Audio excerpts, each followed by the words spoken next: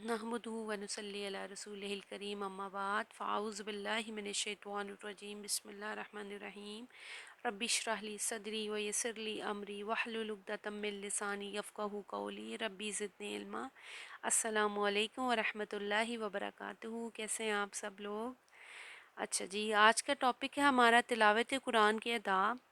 कुरान मजीद की तिलावत बहुत ही ज़ौक़ व शौक़ के साथ करनी चाहिए, क्योंकि कुरान मजीद के साथ शगफ़ अल्लाह ताला से के साथ शगफ़ है।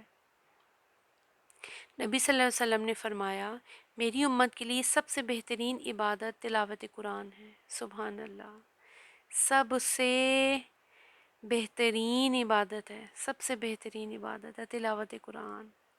और इसके बारे में एक बहुत ही खूबसूरत आपको हदीस बताती हूँ मैं। नबी सल्लल्लाहु अलैहि वसल्लम ने फरमाया कि खुदा का इरशाद है, जो बंदा कुरान की तिलावत में इस कदर मशगूल हो कि वो मुझसे दुआ मांगना उसे दुआ मांगने का मौका ना पा सके, तो मैं इसे बग़ैर मांगे उन मांगने वालों से ज़्यादा दूंगा। सुभान अल्लाह, सुभान अल्लाह। कि देखें, अगर हर टाइम हम कुरान की तिलावत में मशगूल रहते हैं तो अल्लाह ताला उन लोगों से ज़्यादा हमें अता करेगा जो अल्लाह से मांगते हैं। सुभान अल्लाह। और एक और हदीस है, बंदा तिलावत कुरान ही के ज़रिए खुदा के सबसे ज़्यादा कुर्ब हासिल करता है। सुभान अल्लाह। अल्लाह ताला की कितना करीब हो जाता है जब बंदा कुरान पाक की तिलावत कर रहा होता है। और आप सल्लल्लाहु अलैहि वसल्लम ने तिलावत कुरान की तरगीब देते हुए ये भी फरमाया कि जिस शख्स ने कुरान पढ़ा और रोज़ाना इसकी तिलावत करता रहता है, इसकी मिसाल ऐसी है जैसे मुश्क से भरी हुई ज़ंबील कि इसकी खुशबू चारसू महक रही है। सुभान अल्लाह। और जिस शख्स ने कुरान पढ़ा लेकिन वो इसकी तिलावत नहीं करता, तो इसकी मिसाल ऐसी है जैसे मुश्क से भरी हुई बोतल हो और इसे डॉट लगाकर बंद कर दिया गया हो। तिरमिज़ी की है ये हदीस। तो हमने उसमें से बनना है जो उसने कुरान पढ़ा है और हर तरफ ज़ंबील की खुशबू महक रही है, ना कि हमने वो बोतल बनना है कि जिसके ऊपर डॉट लगा के बंद कर दिया जाए। एक और इसके बारे में मैं आपके साथ ये कुरान की जो है वो आयत शेयर करूँगी। खुदा का इरशाद है, किताबुन उन अनज़लनाहु इलैका मुबारकुल लियदब्बरू आयाती व लियतज़क्करू उलुल अलबाब।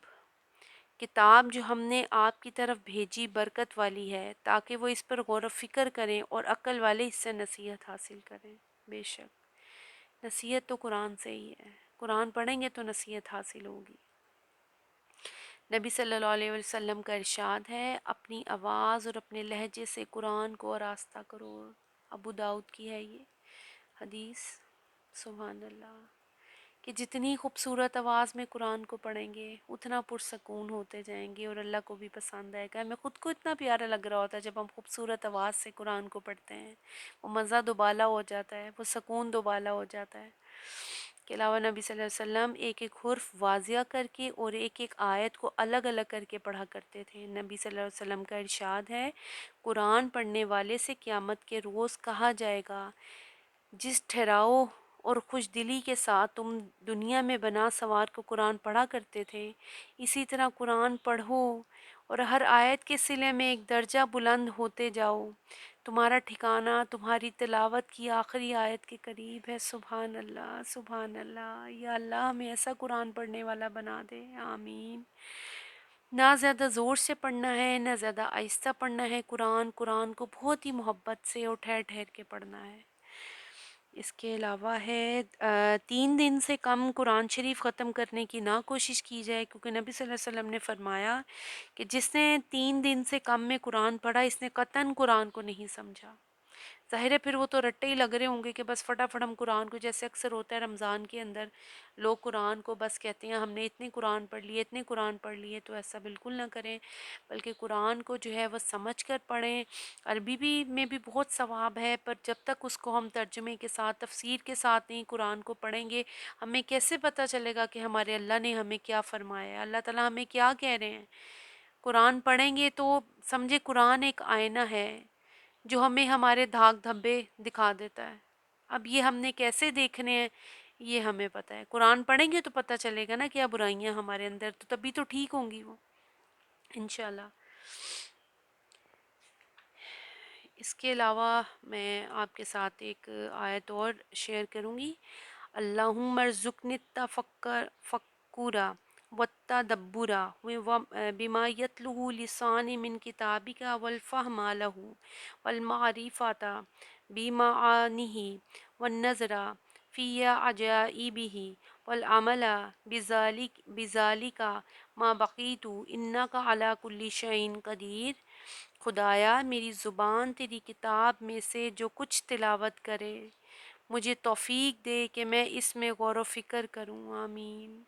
خدایا مجھے اس کی سمجھ دے، مجھے اس کے مفہوم و معافی کی معرفت بخش، اور اس کے عجائبات کو پانے کی نظر عطا کر، اور جب تک زندہ رہوں مجھے توفیق دے کہ میں اس پر عمل کرتا رہوں. بے شک تو ہر چیز پر قادر ہے. بے شک اللہ تعالیٰ ہمیں قرآن سے محبت کرنے والا بنائے، اس سے بہت کچھ سیکھنے والا بنائے، ہمیں باعمل بنائے. اور جب تک ہم قرآن کو سیکھیں گے نہیں، سمجھیں گے نہیں، تو کیسے ہماری زندگی بدلے گی؟ ہمارے نبی تو چلے گئے، رسول تو چلے گئے، وہ نہیں دوبارہ آئیں گے. اب ہم نے اٹھنا ہے، ہم نے ان کی دعوت کو لے کے اٹھنا ہے. کیسے دعوت، کیسے دنیا کو بدلیں گے؟ ہم اپنے آپ کو بدلیں گے تو دنیا بدلے گی. ہم نے اپنے آپ کو بدلنا ہے. پہلے ہم نے قرآن سے اور حدیث سے اپنی زندگی کو ٹھیک کرنا ہے، پھر اپنے اوپر پہلے سارا ہم نے خود کام کرنا ہے، برائیوں سے روکنا ہے اپنے آپ کو اور نیکی پہ عمل کرنا ہے. پھر اس کے بعد ہم نے لوگوں کو بھی برائی سے روکنا ہے اور نیکی کی طرف لے کر آنا ہے. اور جب تک ہم قرآن سے نہیں جڑیں گے ہم اسی طرح خراب بربادیوں کی طرف جاتے چلے جائیں گے. تو قرآن کو روزانہ پڑھیں، بے شک ایک آیت پڑھیں، ایک رکوع پڑھیں، جتنا بھی پڑھیں اسے ترجمے کے ساتھ، تفسیر کے ساتھ پڑھیں. اپنے بچوں کو پڑھائیں، روزانہ بیٹھ جائے کریں ایک رکوع، بلکہ خود بھی پڑھا کریں اور بچے کو بھی سنایا کریں. ایک دفعہ تعلق جوڑ دیں، تعلق بنا دیں. دنیا سے ہم چلے جائیں گے دنیاوی پڑھائیاں پڑھا پڑھا کے، دین کی سمجھ نہ دی تو کیا دیا ہم نے؟ قرآن کی سمجھ ضرور دیں اپنی اولاد کو. اسی طرح میں آپ کو ایک واقعہ سناتی ہوں کہ ایک باپ تھے، وہ ان کی بالکل ڈیتھ بیڈ کے اوپر تھے، تو رو رہے تھے. تو بیٹے نے پوچھا کہ ابا جان آپ کیوں رو رہے ہیں؟ انہوں نے کہا کہ مجھے اب تکلیف ہو رہی ہے، میں پریشان ہوں کہ میں نے تمہارا تعلق دین سے کیوں نہ جوڑا، تمہیں قرآن کیوں نہ پڑھایا. پر اس ٹائم پچھتاوے کا کوئی فائدہ نہیں. اور یہ ہمارے قبر کا ساتھی ہے. قیامت کے دن اللہ تعالیٰ اسے ہمارے لیے حجت بنا کر قائم کھڑا کرے گا کہ اللہ اسے دنیا میں اس سے مجھے اپنا ساتھی بنایا تھا، اب میں کیسے اسے جہنم میں جانے دوں.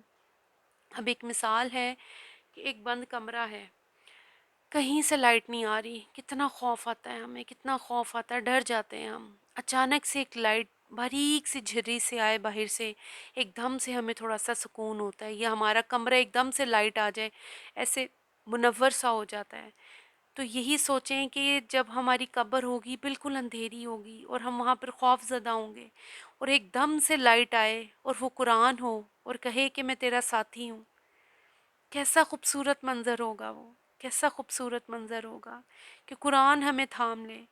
ہم دنیا میں اسے تھامیں گے تو قرآن ہمیں تھامے گا نا، ایسے نہیں تھامے گا. ہم نے تو قرآن کو اتنا اس کے ساتھ برا نعوذ باللہ سلوک کرتے ہیں کہ اسے بس کور کر کے وہ الماریوں کے اوپر رکھا، وہ اسے کھولنے کی زحمت ہی نہیں کرتے کہ اللہ نے کیا فرمایا، ہمارے لیے ہے وہ. اللہ نے ہمارے لیے پیدا کیا قرآن کو، اسے ہمارے لیے نازل کیا ہے کہ اسے ہم پڑھیں اور اس کے اوپر عمل کریں. اللہ تعالیٰ نے کیا فرمایا ہمارے لیے قرآن میں، کیا کیا احکامات ہیں، اس کے مطابق ہم اپنی زندگی کو گزاریں، اس کے مطابق ڈھالیں. یا اللہ ہمیں قائم کو یا اللہ پاک قرآن کو ہمیں اپنی زندگیوں میں شامل کرنے والا بنا دے. یا اللہ پاک ہمیں اس کے ساتھ بہت اچھا سلوک کرنے والا بنا دے. وآخر دعوانا ان الحمد للہ رب العالمین. السلام علیکم ورحمۃ اللہ وبرکاتہ.